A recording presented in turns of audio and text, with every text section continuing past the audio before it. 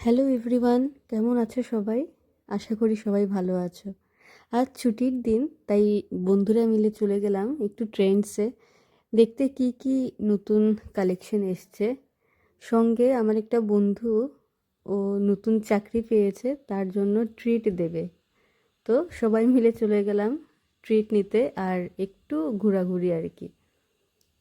কেউ নতুন চাকরি পেলে যে কতটা আনন্দ হয় সেটা সত্যিই ভাষায় বোঝানো কঠিন। আর যদি সেই মানুষটি হয় নিজের খুব কাছের একটি বন্ধু, তাহলে আনন্দটা যেন আরও কয়েক গুণ বেড়ে যায়। আজ সেই খুশির দিনটাই আমরা সবাই মিলে উদযাপন করলাম।